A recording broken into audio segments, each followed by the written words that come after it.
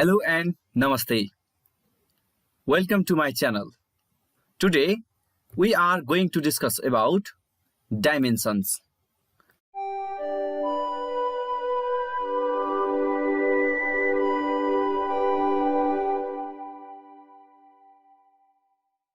Let's move towards its definition. Here is definition. When a quantity is expressed in terms of basic quantities, then it is said to be a dimension. It is written as a product of different powers of the basic quantities. Here the term basic quantities means fundamental quantities. They are length, mass, time, current, luminous intensity, mole and temperature. We can write these terms as L for length, M for mass, T for time, A for current, candela CD, mole and Kelvin for temperature. Another definition, the exponent of the basic quantity that enters into the expression is called the dimension of the quantity in that base. Let us understood this term by an example. Here is example. Let us take a physical quantity force. Then we know that force means mass into acceleration. Mass as it is, and acceleration means velocity by time. Then again mass into this velocity means length upon time, and this time as it is. Again mass into length into time power minus 2, because this down time, if goes it off, then it takes negative sign. Again mass is written as M, length is written as L, and time is written as T, writing their powers so that force, the SI unit of force is Newton. That's why its dimensional formula is M1 L1 T minus 2. So we can say that the dimension of force are 1 in mass, 1 in length, and minus 2 in time. In this type of calculation, the magnitudes are not considered. If there is a value 2, 3, its outer side, it cannot be determined. So let us understood by taking another example. Here's an example for pressure. We know that pressure means force by area. Then we had already written the dimension formula force is M1 L1 T minus 2, and the dimensional formula for area is length whole square. It means L square. Then pressure is equal to M1 L1 minus 2 T minus 2. Then pressure is equal to M1 L minus 1 T minus 2. Thus the dimension of a pressure are 1 in mass, minus 1 in length, and minus 2 in time. I think you had understand this. If you have any query, then please write in our comment. Dimensional formula. Now let's move towards its definition. If we express a physical quantity with the help of fundamental quantities involved in it with their appropriate powers, the relation thus result is called the dimensional formula of that quantity. We had already written the dimensional formula for pressure is M1 L minus 1 T minus 2. It means here M, L and T are the fundamental quantities. Let us take another example. Here is a force. The dimensional formula for force is M1 T1 M1 L1 T minus 2, and for pressure is M1 L minus 1 T minus 2. We can also understand this topic. Dimensional formula means the powers that can be written on fundamental quantities, that is called the dimensional formula. So simple. Let's move towards its uses. It has basically 4 uses. They are: number 1, to check the correctness of the physical equation. We can check physical equation by using dimensional equation. Number 2, to convert a system of unit to another system of unit. We can convert the CGS into SI or SI into CGS by using dimensional formula. Number 3, to determine the dimension of a constant in the relation. If we have any constant in any relation, then we can determine that constant by using dimensional relations. Number 4, to derive the relation between various physical quantities. We can derive a relation, that is, we can make or we can derive any relations by using dimensional formulas. Let us understand these by one. Number first, to check the correctness of a physical equation. I think you were understanding these terms. If it is very fast, then please pause the video and write, okay? Here we have a question. Check V बराबर U plus AT by using dimensional analysis. Then what we can do? We have to check correctness. It means we have to make LHS is equal to RHS, so that here the V is a velocity, A is acceleration, T is time taken, and U is the initial velocity, and V is a final velocity. Then in LHS, the dimensional formula for V is equal to M0 L1 T minus 1. How it is came? Okay, we have V is equal to what? Distance by time. Okay, V means what? Distance by time. Distance can be written as, we have in distance M0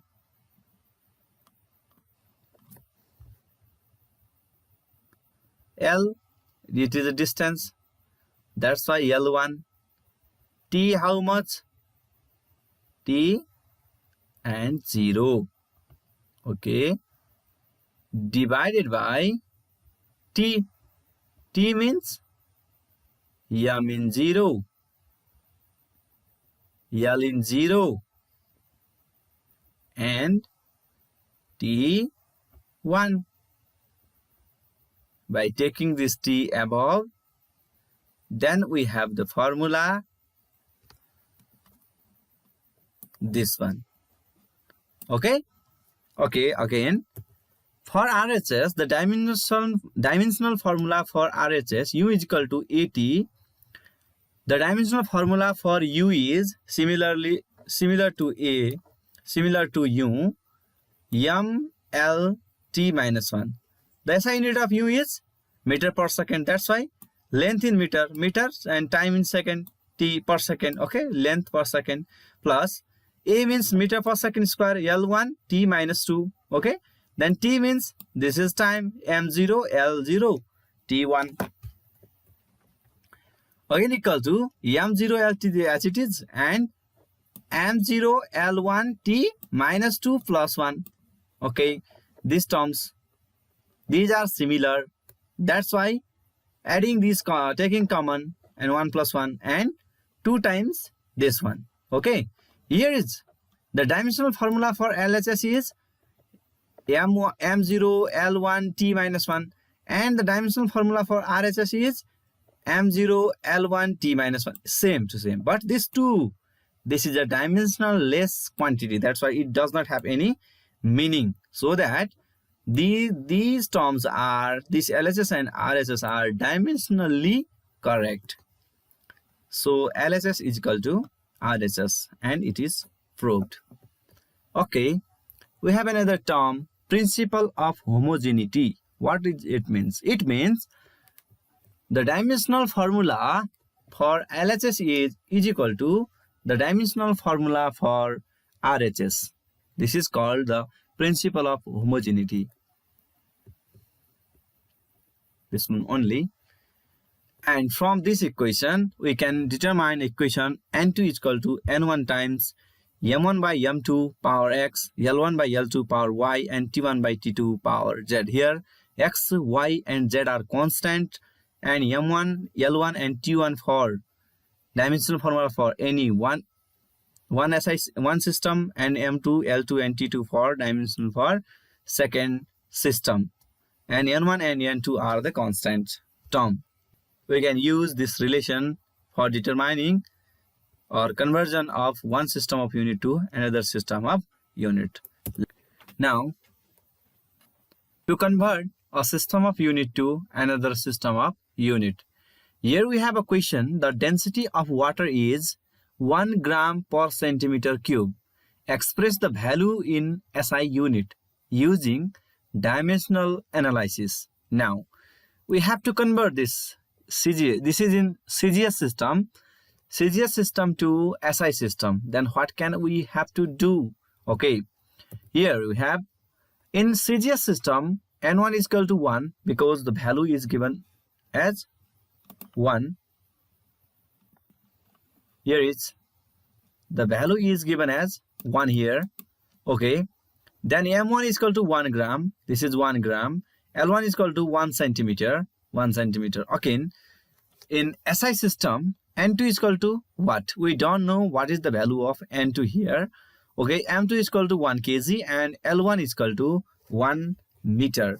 Okay, the dimensional formula for density is meter length minus 3 T0 because the SI system, the SI unit of density is meter per second cube. That's why meter kg per meter cube, kg per meter cube, kg in mass and meter cube in length. That's why per meter length minus 3. Okay, and let us consider m power x, l power y, and t power z to be a dimension in SI system. That's why comparing these two terms, we get x equal to 1, y equal to minus 3, and z equal to 0.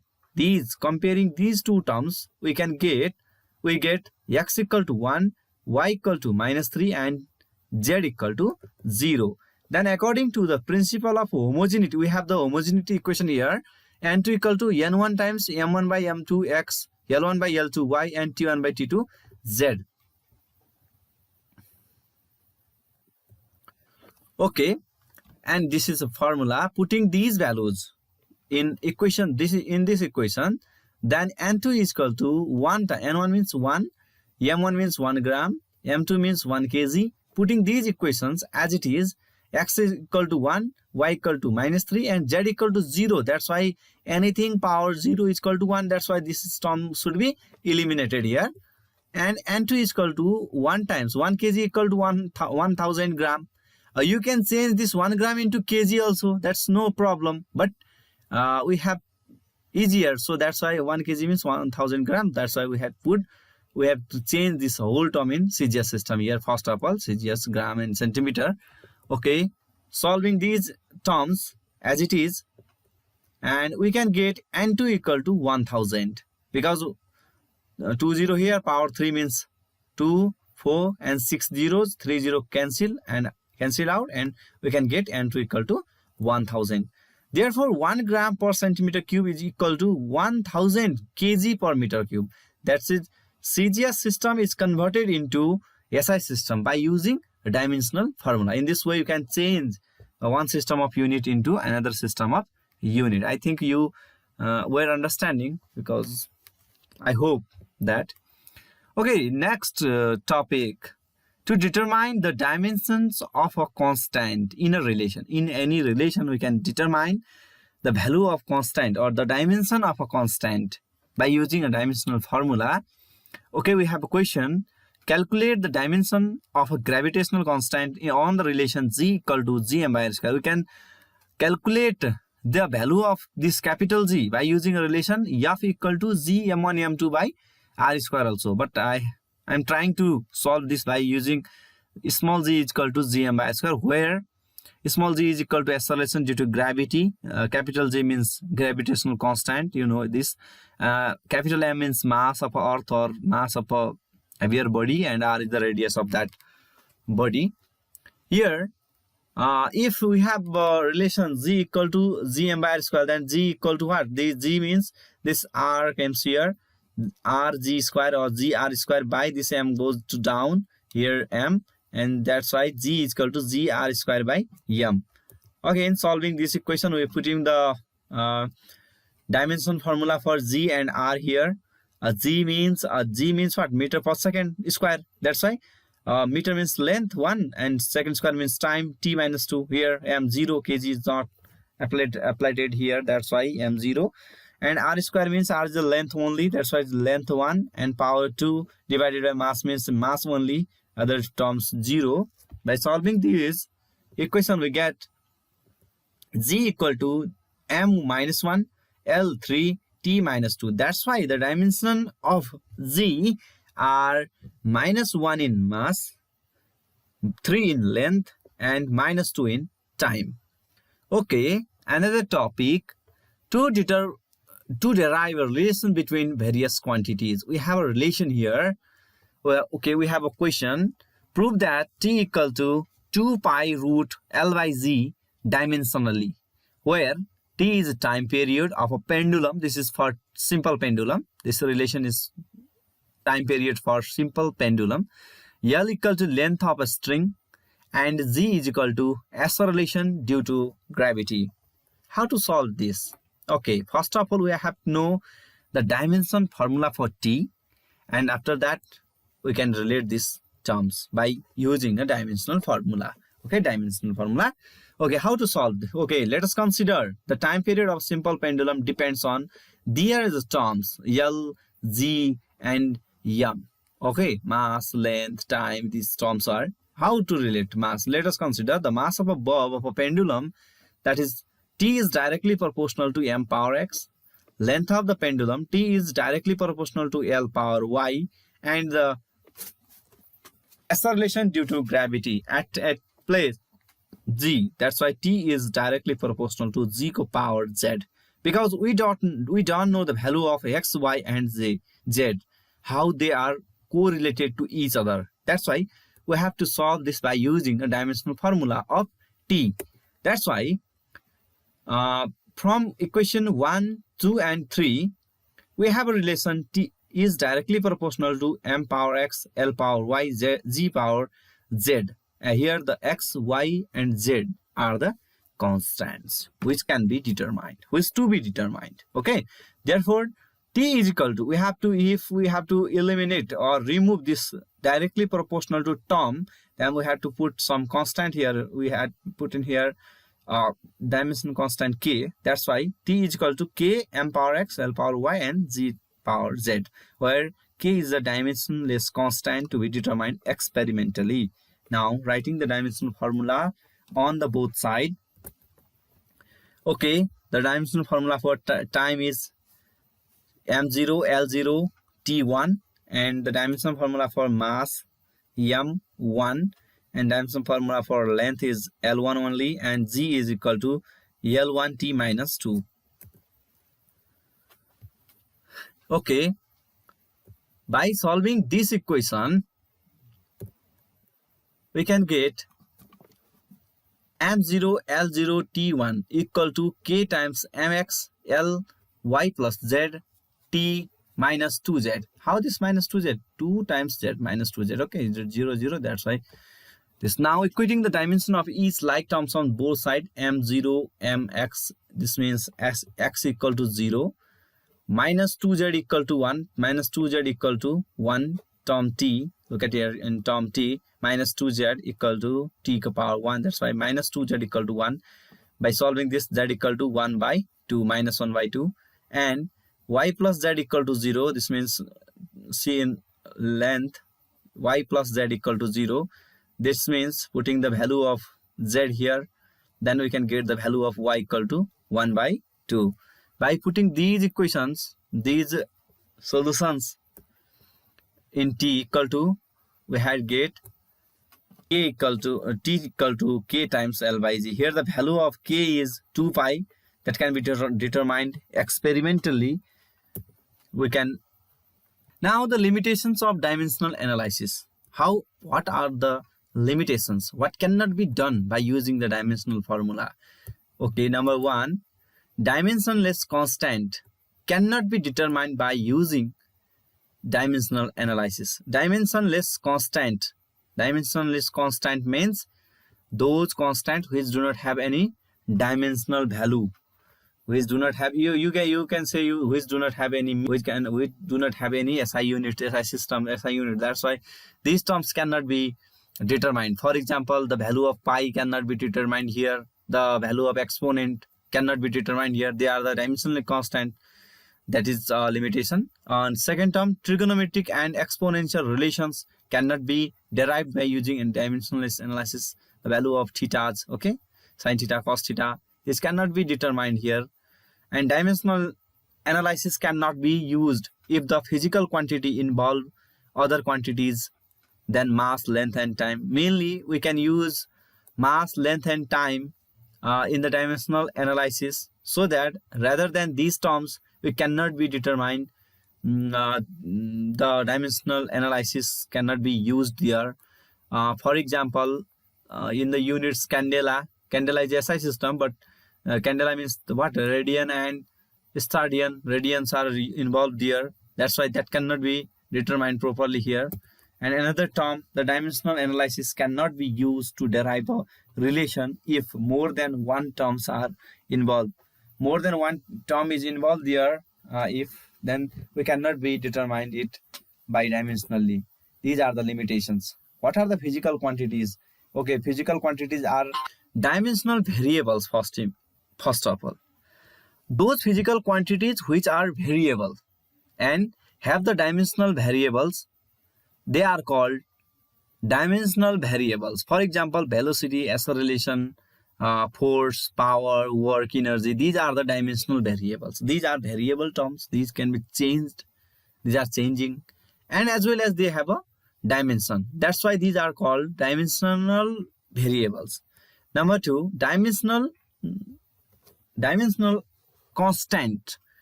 Okay, constants and whichever dimensional also.